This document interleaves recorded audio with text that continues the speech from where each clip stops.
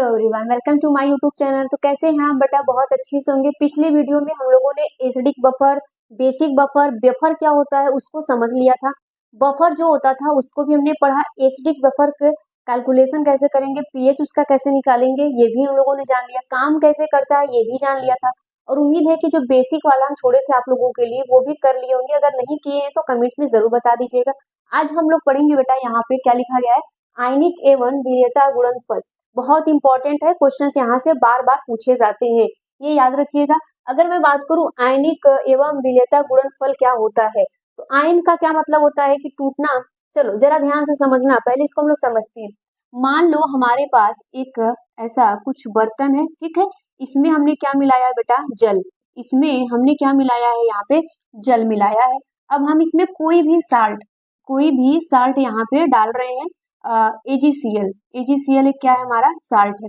जब हम इसमें डालेंगे, आप जानते हो कि जब किसी भी वाटर में अगर हम लोग साल्ट को डालते हैं तो अपने आयन में टूटता है।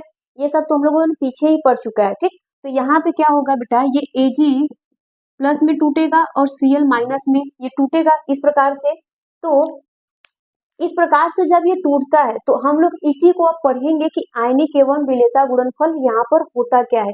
अगर मैं आपसे बोलूं कि इसमें अगर हम लोग और आयन डालें, सॉरी और साल्ट डालेंगे तो ये और टूटेगा, बोलो हाँ या ना। और हम लोग जानते हैं कि ये सब टूटता है। तो अगर मैं बोलूं यहाँ पे विलेयता को हम लोग क्या कहते हैं बेटा? यहाँ पे आयनिक का मतलब यहाँ पर क्या होता है? के आई, यहाँ पे पी होता है, के आई पी, ठीक। इसको हम लोग जानते हैं, मतलब आयनिक प्रोडक्ट होता है। और यहाँ पे क्या होता है? के एस पी, मतलब सॉल्युबिलिटी प्रोडक्ट, ठीक है। सॉल्युबिलिटी प्रोडक्ट होता है। अब जरा ध्यान से देखना, यहाँ पे ध्यान से देखना, चीजों को जरा समझते रहना। हम लोगों ने क्या किया कि पहले एक कंटेनर लिया, उसमें वाटर रखा, उसमें कोई भी साल्ट को ऐड कर रहे हैं, वो टूट रहा है। वो क्या हो रहा है? टूट रहा है। अब नमक है, नमक को हम लोग क्या लेते हैं? वाटर में लेते हैं तो वो टूटता है। नमक क्या होता है? वाटर में जब उसको लेते हैं भाई वो अपने आयन में टूटता है ना। कभी कभी नमक टूटता भी नहीं है। कब नहीं टूटता? अगर हम लोग उसको क्या ले, ऑयल्स, तेल में अगर उसको डालेंगे तो नमक नहीं टूटेगा अपने आयन में। इसका मतलब है कि जल में जो टूटते हैं वो अपने आयन में टूटते हैं। तो हम लोग ये कह सकते हैं कि वो उसकी क्या है? आयनिक गुणनफल है, या टूट रहा है, आयनिक में अपने आयन में टूट रहा है। तो जरा ध्यान से देखना, अगर मैं यहाँ पे बोलूं इस प्रकार से कि जो हमारा AgCl है, ठीक है, ये AgCl है, जब ये वाटर में जा रहा है तो ये Ag और Cl माइनस में, Ag प्लस और Cl माइनस में ये कुछ इस प्रकार से टूट रहा है। तो यहाँ पर भी ऐसे ही टूटेगा। अगर मान लो कि हम यहाँ पे जितना भी डाल रहे हैं, एक काल्पनिक हम लोग मान लेते हैं, काल्पनिक मान यहाँ पर हम लेते हैं कि Ag जो Cl है ये प्लस यहाँ पर टूटेगा तो अपने गुणनफल में ही टूटेगा, ठीक है। इस प्रकार से हम लोग लिखते हैं। तो यहाँ पर इस प्रकार से ये टूटा है, ठीक। इस प्रकार से Cl माइनस में ये टूटा और इसने 10 मोल टूटे, ठीक है। ये दोनों मिला के इसने 10 मोल तोड़ा। तो हम लोग ये बात जानते हैं बेटा, किसी भी विलयन में घुले हुए आयन की सांद्रता को आयनिक गुणांक कहते हैं। हम लोग क्या कहते हैं? किसी भी विलयन में घुले हुए आयन, ये जो घुला हुआ आयन है ना बेटा, उसकी सांद्रता को हम लोग क्या कहते हैं? आयनिक गुणांक कहते हैं। जितना वो पानी में टूटेगा उतना ही उसको हम लोग क्या कहेंगे? आयनिक गुणांक कहेंगे, उसके सांद्रता को, जो घुले हुए आयन है। इसका मतलब है कि यहाँ पे बेटा के आई पी लिख सकते हैं, ये इसी का गुणनफल है ना। इसने क्या किया बेटा? यहाँ पे 10 उड़ा। अब मेरा मन कर रहा है कि इसमें और हम लोग क्या करें? AgCl डालें। तो और जब यहाँ पे डालोगे तो ये फिर से वही टूटेगा, Ag प्लस में और Cl माइनस में। और डाले तो मान लो यहाँ पे 15 हो गया, ठीक है। ये 15, ये पूरा का पूरा मान। और इसमें कर सकते हो तुम, और इसमें डालोगे तो ये और घुलेगा, ये क्या होगा? और यहाँ पे घुलेगा, अपने आयन में और टूटेगा तेजी से। यहाँ पे 20 हो गया, ठीक। यहाँ पे क्या हो गया? 20 हो गया। 5 भी कर सकते हो, कोई दिक्कत नहीं है। 5 भी, 10 भी, 15 भी, हम लोग ऐसे मान लिए टूट रहा है। यहाँ पे टूट रहा है। तो बेटा एक बात बताओ कि जब हम लोग चीनी लेते हैं, उसको पानी में घोलते हैं, घोलते जाते हैं, मान लो कि उसने 5 चम्मच तक घोल लिया, 6 चम्मच घोल लिया, लेकिन जैसे हम उसमें 7वां चम्मच डालते हैं वो घुलता नहीं है। तो यहाँ पे भी वही होगा। हम इसमें क्या कर रहे हैं? AgCl को घोले जा रहे हैं, उसके आयन टूटते जा रहे हैं। 10 से 15 हो गए, 15 से 20। एक टाइम आपको ऐसा मिलेगा कि आयन नहीं टूटेगा। ये आयन क्या होगा? टूटेगा नहीं, इसी में जाके बैठ जाएगा। ये आयन अपने में टूटेगा नहीं। तो उसी चीज को यहाँ पे बोला गया है कि निश्चित ताप पर किसी अल्प विलयन लवण के संतृप्त विलयन में संतृप्त का मतलब है कि एक टाइम ऐसा आ जाएगा कि ये विलयन क्या हो जाएगा, सेचुरेटेड हो जाएगा। सेचुरेटेड मतलब कि एक फिक्स टेम्परेचर होगा, उस फिक्स टेम्परेचर पे इसको मैक्सिमम जितना भी टूटना था वो टूट चुका, अब उसके अलावा ये टूटेगा नहीं। उसी आयनों के गुणनफल को क्या कहते हैं हम लोग सॉरी, विलेयता गुणनफल कहते हैं। क्या कहते हैं सॉरी, विलेयता गुणनफल हम लोग यहाँ पर इसको कहते हैं। तो ये क्या होता है, ये हमारा क्या है बेटा, विलेयता है। ये क्या है यहाँ पे, विलेयता है। ठीक, ये हमारा विलेयता है। और यहाँ पे मान लो कि रूम टेम्परेचर पे, ठीक है, 25 डिग्री सेल्सियस पे इतने पार्ट में टूटा है, तो इसी को हम लोग कहेंगे मैक्सिमम, क्या कहेंगे, maximum soluble, maximum soluble ion कहेंगे। क्या कहेंगे बेटा, मैक्सिमम सोलुबल आयन। इसको जितना हो सका उतना इस पार्ट में ये घुल गया, तो इसी को हम लोग क्या कहते हैं इसी को हम लोग कहते हैं यहाँ पे maximum ion soluble, sorry maximum soluble ion की इतना था ये घुल गया। सेचुरेटेड और असेचुरेटेड विलयन हम जानते हैं ना, सेचुरेटेड और अनसेचुरेटेड का क्या मतलब होता है, फिक्स टेम्परेचर की बात हो रही है। तो ये जो लाइन लिखी गई है इस पूरी कहानी का यही मतलब है कि आप इसमें जल में क्या रहे हो, कोई भी साल्ट डाल रहे हो, अपने आयन में टूट रहा है, अपने आयन में टूट रहा है, टूट रहा है, टूट रहा है, एक टाइम ऐसा आएगा कि ये टूटना बंद हो जाएगा, तब आपको ये विलयन कैसा दिखाई देगा, सेचुरेटेड दिखाई देगा। अब सवाल यहाँ से ये पूछा जाएगा कि मान लो आपके पास क्या है बेटा, AgCl है, और इसने क्या दिया है कि AgCl है। अब तुम यहाँ पे क्या करो, KSP और एंड S में मतलब सॉल्युबिलिटी और सॉल्युबिलिटी प्रोडक्ट, मतलब गुणांक की बात हो रही है, विलेयता गुणनफल की बात हो रही है और सॉल्युबिलिटी विलेयता की बात हो रही है। इसमें संबंध बताओ। अगर यहाँ पे K2SO4 दे दिया तब इन दोनों में संबंध पूछेगा। ऐसे ही सवाल पूछे जाएंगे। हम लोग यहाँ तक नोट कर ले, पहले यहाँ तक नोट करो, फिर इससे आगे आगे बढ़ाते हैं। नोट करो यहाँ तक। चलो देखो यहाँ पर हम लोग ये जाने थे बेटा कि हमारा कोई भी AgCl है, ये जल में जा रहा था तो ये टूट रहा है। ठीक, ये टूट रहा है किसमें, Ag प्लस में, और यहाँ पे Cl माइनस में टूट रहा है। ठीक, यहाँ पे ये Cl माइनस में इस प्रकार से टूट रहा है। तो इसी के टूटने के, इसके जो गुणनफल की जो सांद्रता है उसी को हम लोग क्या कहते थे, KIP कहते हैं। क्या कहते हैं, KIP। यहाँ पे मतलब आयनिक गुणनफल, मतलब आयनिक प्रोडक्ट की बात कर रहे थे। तो हम लोग देखे थे कि यहाँ पे ऐसे 10-5 में घुल रहा था, एक टाइम ऐसा आ रहा था कि घुलना बंद हो जा रहा था। तो जब वो घुलना बंद हो जा रहा था बेटा, तो उसी को हम लोग कहते थे KSP। क्या कहते थे, KSP। मतलब यहाँ पे आप बोल सकते हो सोल्युबिलिटी प्रोडक्ट, मतलब विलेयता गुणनफल। क्या बोला जाता था, विलेयता गुणनफल। तो क्वेश्चन आपसे यही पूछा जाता है बेटा कि विलेयता गुणनफल में और विलेयता में, मतलब सॉल्युबिलिटी में क्या संबंध है, क्या संबंध है। तो इसी के बारे में हम लोग यहाँ पर पढ़ेंगे। तो आप हेडिंग बना लेना, relation between KSP and S। ठीक, इसी को हम लोग क्या कहते हैं यहाँ पे, आप इसको लिख लेना, ये होता है सॉल्युबिलिटी, ये होता है सॉल्युबिलिटी। सॉल्युबिलिटी हम लोग जानते ही क्या होता है। अब यहाँ पर ये क्या होता है, सॉल्युबिलिटी प्रोडक्ट। ये आपका होता है सॉल्युबिलिटी, ये होता है सॉल्युबिलिटी प्रोडक्ट।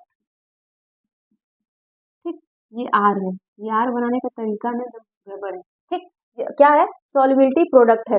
अब चलो, अगर मैं आपसे ये पूछूं कि साल्ट के प्रकार कितने हैं, तो यहाँ पे कई सारे प्रकार हम लोग यहाँ पे पढ़ेंगे। मैक्सिमम हम लोग 4 प्रकार यहाँ पे देखेंगे कि साल्ट के भी कितने प्रकार होते हैं। ध्यान से सुनना यहाँ पे। अगर मैं बोलूं तो पहला जो होता है बेटा, ये AB टाइप का होता है, ये AB टाइप का होगा। दूसरा यहाँ पे, दूसरा जो होता है बेटा, ये ध्यान से देखना, जो दूसरा होता है, दूसरा यहाँ पर होता है A2B टाइप, या B, फिर इसको कह सकते हो AB2 टाइप।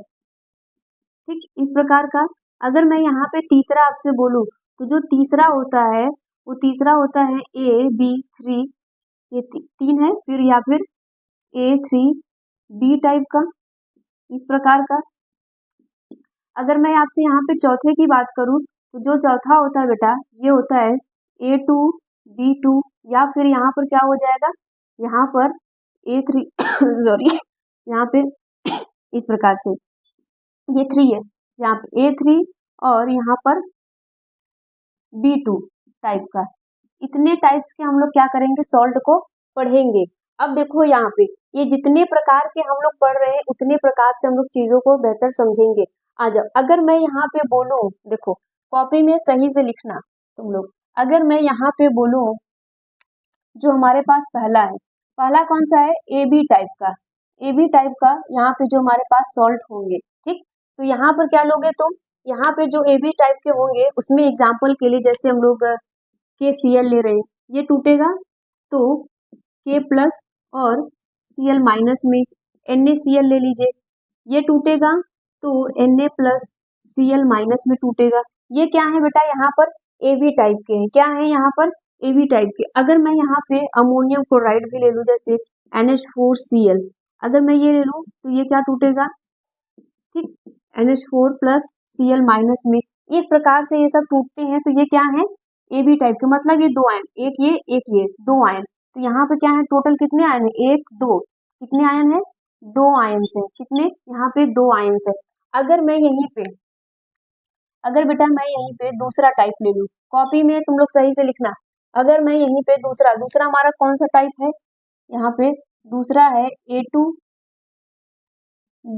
या फिर AB2 टाइप।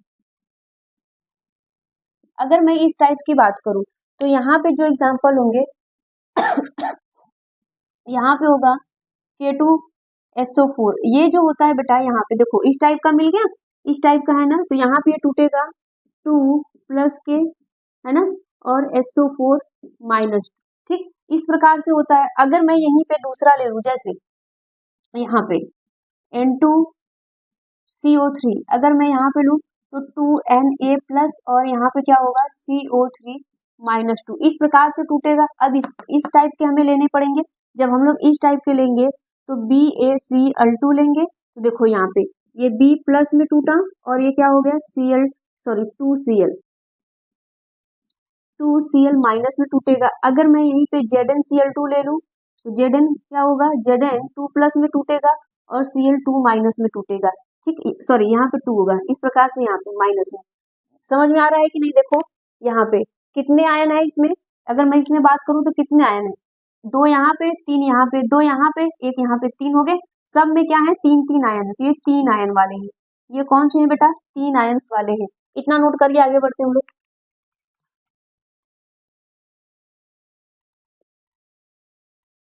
चलो देखो, अगर मैं यहाँ पे नेक्स्ट बोलूं बेटा, दो हो गया हमारे पास, तीसरा, अगर तीसरा हमारे पास क्या था, तीसरा हमारे पास था AB3 या A3B टाइप, इस टाइप का था, तो इसका एग्जाम्पल भी हम लोग देखे थे, सॉरी इसका एग्जाम्पल देखो, इस प्रकार से होगा AlCl3, है ना, AlCl3, इस प्रकार से ये टूटेगा तो Al प्लस में Al+3 और यहाँ पर क्या होगा, यहाँ पे 3Cl माइनस में टूटेगा, इस प्रकार से टूटेगा।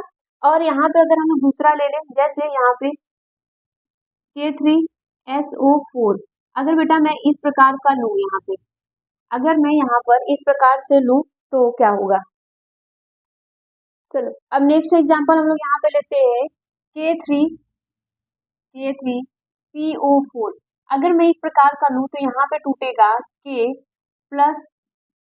थ्री के प्लस में टूटेगा और PO4 3 माइनस में टूटेगा, इस प्रकार से टूटेगा कि नहीं। अब बताओ इसमें कितने आयन हैं, अब इसमें कितने आयन हैं, तो आप यहाँ पे बोल सकते हो कि देखो 3 1 4, यहाँ पे 3 1 4, मतलब यहाँ पे टोटल 4 आयन्स होंगे, यहाँ पे टोटल कितने होंगे, 4 आयन्स होंगे।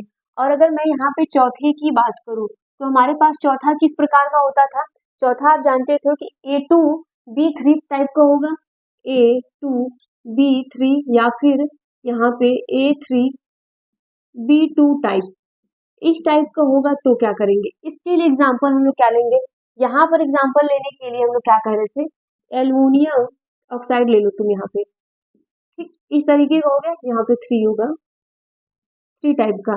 अगर ये टूटेगा तो यहाँ पे 2Al3 प्लस और यहाँ पे 3O2 माइनस में टूटेगा, ठीक है, समझ में आ रहा है कि नहीं।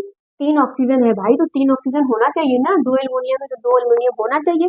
अगर मैं बात करूं यहाँ पे कितने आयन है, तो 2 3 5 आयन है। टोटल कितने आयन है यहाँ पे? 5 आयन्स है। अब अगर यही याद रहा तो आप एग्जाम में एकदम कर ले जाओगे, कोई दिक्कत नहीं है। आ जाओ, अब अगर हम लोग निकाले, मान लो हमें दे दिया कोई एग्जाम्पल, तो हम लोग इसके लिए कैसे निकालेंगे?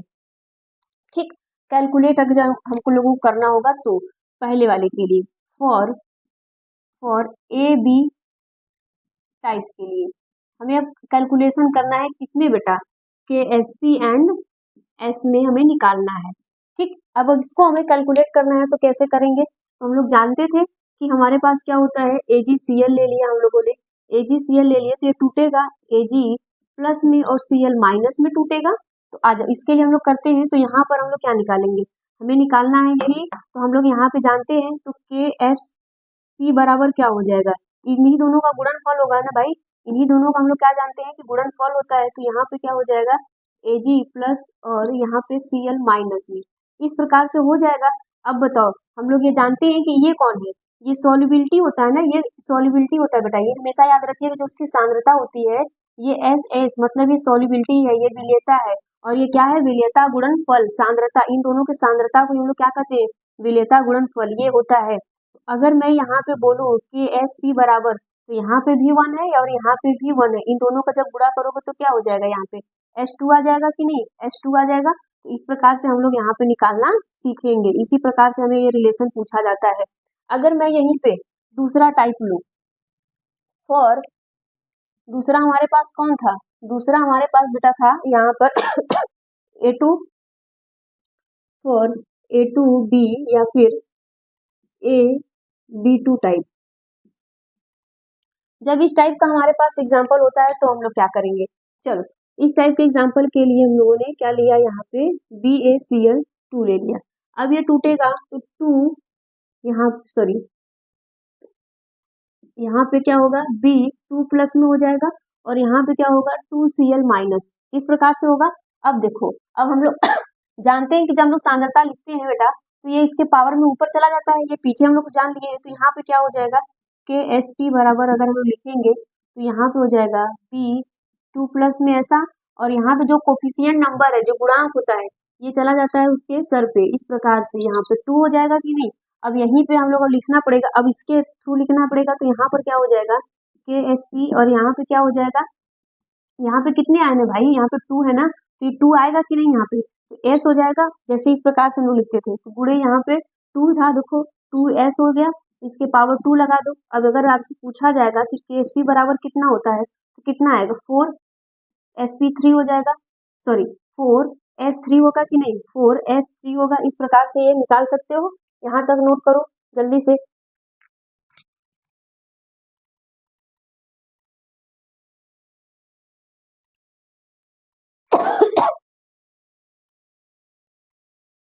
तो एग्जाम में कैसे पूछा जाता है? अगर मैं यहाँ पे बोलूँ तो एग्जाम में पूछा जाएगा बेटा, जैसे मान लो यहाँ पे आपको दिया K2SO3 दे दिया, और यहाँ पे दे दिया सोडियम आयोडाइड, मतलब यहाँ पे NaI, और यहाँ पे या दे दिया कुछ इस प्रकार से। अगर आपको दे देता है तो आप यहाँ पे कैसे निकालोगे, कैसे इसको सॉल्व करोगे? ठीक, और अगर यहाँ पे मान लो यहाँ पे B2 दे दिया O3, अगर ये सब आपके एग्जाम में दे दिए तो इनको कैसे सॉल्व करोगे? सॉल्व करने का तरीका बस वही है, इस आयन को तोड़ दो पहले। तो तोड़ोगे तो ये 2K प्लस में टूटेगा और यहाँ पे क्या हो जाएगा? इस प्रकार से ये टूटेगा। अगर हम बेटा इसको तोड़ें तो ये Na प्लस और यहाँ पे I माइनस में टूट जाएगा, है ना, I माइनस में टूटेगा। अब यहाँ पे देखो तो ये 2 सोडियम है तो 2 Na प्लस में टूटेगा और ये क्या हो जाएगा? यहाँ पे 3 आयन में टूट जाएगा, इस प्रकार से। अगर मैं इसकी बात करूँ तो यहाँ पे 2B प्लस में टूटेगा और यहाँ पे 3O माइनस में, ये कुछ इस प्रकार से यहाँ पे टूट जाएगा, इस प्रकार से ये टूटेगा। अब तुम बता नहीं सकते हो कि यहाँ पे कितने आयन है। अगर मैं यहाँ पे बोलूँ नंबर ऑफ आयन्स कितने हैं, तो यहाँ पे कितने हैं बेटा? 2 यहाँ पर है, एक यहाँ पे 3 है, तो मतलब यहाँ पर क्या हो जाएगा? 3s क्यूब हो जाएगा कि नहीं होगा? यहाँ पे 2 होगा तो यहाँ पे कितना हो जाएगा? ये 3 हो जाएगा। अगर मैं यहाँ पे बोलूँ तो यहाँ पे कितने होंगे? अगर यहाँ पे पूछा जाएगा तुमसे तो यहाँ पर कितना होगा? तुम अगर गुणा भी करोगे तो तुम्हारा कितना आ जाएगा, यहाँ पे 4 हो जाएगा कि नहीं। पहले वाले के लिए हम लोग जानते हैं कि अगर पहला वाला अगर कुछ इस प्रकार से हमारा आता था, तो वहां पे हम लोग देखते थे हमारे पास कितने आयंस होते हैं, है ना, हमारे पास कितने आयंस होते हैं, तो हम लोग ये जान जाएंगे। अगर मैं इसकी बात करूँ तो यहाँ पर कितने आयंस होते हैं, 2 आयंस है, 2 के लिए निकाल लेना, 2 आयंस है यहाँ पे, ठीक। इन सबको यहाँ पे 3 आयंस है, 3 के लिए निकाल लेना। यहाँ पे कितने आयन है, देखो 2 1 3 हो गए, तो यहाँ पे भी 3 आयन है, 3 आयंस के लिए निकाल लेना। यहाँ पे कितने हैं, 5 आयंस है, भाई जोड़ोगे तो यहाँ पे कितने हो जाएंगे, 5 आयंस होंगे ना, देखो 2 यहाँ पे 3 यहाँ पे, तो ये कितने आयंस हो गए, 5 आयंस हो जाएंगे। समझ में आ रहा है कि नहीं।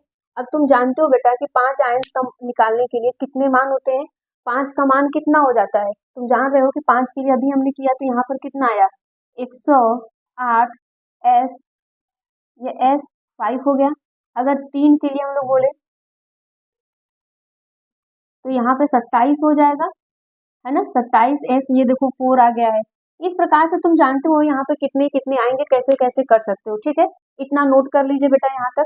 अब देखो अगर होमवर्क, जैसे मैं तुम लोगों को होमवर्क दे रही हूँ, होमवर्क में यहाँ पे मैग्नीशियम सल्फेट है और ये कैल्शियम हाइड्रोक्साइड है, इसका तुम्हें खुद से करना होगा। यहाँ पे क्या निकालना है आपको, KSP एंड S में रिलेशन निकालना है। इस प्रकार से जो रिलेशन यहाँ पे निकला है, नोट कर लीजिए इतना। चलो देखो, इस चैप्टर का बेटा हमारे आखिरी टॉपिक है ये सम आयनन प्रभाव। ये क्या होता है, सम आयनन प्रभाव को अगर हम लोग कहें तो किसी भी दुर्बल वैद्युत अपघट्ट के विलयन में सम आयनन वाला एक दूसरा प्रबल विद्युत अपघट्ट मिलाया जाता है, तो दुर्बल विद्युत अपघट्ट के आयनन की मात्रा कम हो जाती है। इस प्रभाव को सम आयनन प्रभाव कहा जाता है, ठीक है। चलो अब इसको जो कहानी लिखी गई है ना, उसको और बेहतर तरीके से हम लोग समझते हैं। अगर बेटा मैं बात करूं, जैसे कि आप लोग क्लास 11th में हो तो प्रैक्टिकल तो होता ही होगा। अगर मैं यहाँ पे प्रैक्टिकल की बात करूं, बस देखो इसी से तुम्हारा समझ में आएगा कि प्रैक्टिकल में होता क्या है। अगर मैं प्रैक्टिकल्स की बात करूं तो तुम जानते हो कि पहला प्रैक्टिकल देते हो फिजिकल के, पहला प्रैक्टिकल तुम फिजिकल में देते हो, दूसरा तुम देते हो बेटा इनऑर्गेनिक, दूसरा तुम देते हो इनऑर्गेनिक के, ठीक, तीसरा तुम देते हो ऑर्गेनिक के, तीसरा तुम ऑर्गेनिक के देते हो। अगर मैं यहाँ पे फिजिकल की बात करूँ तो फिजिकल में तुम टाइट्रेशन करते हो, क्या करते हो, टाइट्रेशन। और अगर मैं दूसरे में बात करूँ तो दूसरे में तुम क्या करते हो, सॉल्ट एनालिसिस करते हो, सॉल्ट एनालिसिस करते हो, ये ठीक। तीसरे वाले में आप क्या करते हो बेटा, ऑर्गेनिक फंक्शनल ग्रुप करते हो, ठीक है, डिटेक्ट करते हो, परीक्षण करते हो। ऑर्गेनिक ये फंक्शनल ग्रुप है, FG का मतलब फंक्शनल ग्रुप, क्रियात्मक समूह। डिटेक्ट करते हैं हम लोग, क्या करते हैं, डिटेक्ट करते हैं, परीक्षण करते हैं, ठीक। चलो या फिर डिटेक्शन भी कर सकते हो, कोई दिक्कत नहीं है, इसको डिटेक्शन कर लो। आ जाओ इसको समझते हैं। अब इन सब बातों से क्या मतलब है इसका अगर मैं यहाँ पे बोलूँ तो ये जो सॉल्ट होता है ना, मोस्टली हम लोग इसी को करते हैं सॉल्ट एनालिसिस में। सॉल्ट एनालिसिस में होता क्या है कि जो आपके एग्जामिनर होंगे ना बेटा, आपके जो टीचर्स होते हैं वो आपको एक सॉल्ट देते हैं, अननोन सॉल्ट देते हैं, उसका बोलते हैं कि एनालिसिस करो कि यहाँ पे आप जैसे कि स्वाइल रेडिकल है या फ्री रेडिकल है, कैसा है, ऐसे हम लोग निकालते हैं। आपको नहीं करवाया गया होगा तो करवाएंगे, अगर करवा दिए तो अलग की बात है। चलो तुम जानते हो यहाँ पे, तो यहाँ पे होता क्या है कि हमारे पास मान लो एक टेस्ट ट्यूब है, ठीक, टेस्ट ट्यूब है, हमने यहाँ पे वाटर लिया है, अब इस सॉल्ट को इसमें हमने ऐड किया, अननोन सॉल्ट है, ऐड करते हैं, ऐड हम लोग करते हैं, तो यहाँ पे हो सकता है नीचे आपको कुछ बैठा हुआ दिखाई देता होगा, कुछ बैठा हुआ, जिसे हम लोग कहते हैं PPT, प्रेसिपिटेट, अवक्षेप कहा जाता है। क्या कहा जाता है उसको, अवक्षेप, हिंदी में अवक्षेप कहते हैं, वैसे तो PPT प्रेसिपिटेट कहा जाता है। अब ये बनता कैसे है, ये पूरी बात यहीं से आई है। इसने क्या बोला है, समझो जरा ध्यान से। होता क्या है कि मान लो कि हमारे पास बेटा एक ऐसे टेस्ट ट्यूब है, और टेस्ट ट्यूब है यहाँ पे, हमने इसमें वीक एसिड लिया है। अब देखो वीक एसिड के एग्जाम्पल आपको बहुत सारे शुरुआती क्लास में बताया जाता है। वीक एसिड के जो एग्जाम्पल होंगे वो क्या होगा, CH3COOH, और उसी का सॉल्ट इसमें डाला जाता है, उसी का हम लोग क्या करते हैं, इसमें सॉल्ट डालते हैं, उसी का सॉल्ट करोगे तो COONA, ये उसी का सॉल्ट है। जब हम उसी का सॉल्ट इसमें डालते हैं तो बेटा यहाँ पे ये वाला आयंस और ये वाला आयंस एक जैसा है। जब ये एक जैसे होते हैं तो दुर्बल होता है। देखो क्या बोल रहा है कि यदि किसी दुर्बल वैद्युत अपघट्ट के, ये दुर्बल वैद्युत अपघट्ट के सम आयनन वाला एक प्रबल वैद्युत अपघट्ट, ये प्रबल वैद्युत अपघट्ट को जब मिलाते हैं तो दुर्बल वैद्युत अपघट्ट के आयन की मात्रा कम हो जाती है। इसकी मात्रा क्या हो जाती है? कम हो जाती है। इसी को हम लोग कहते हैं सम आयनन प्रभाव।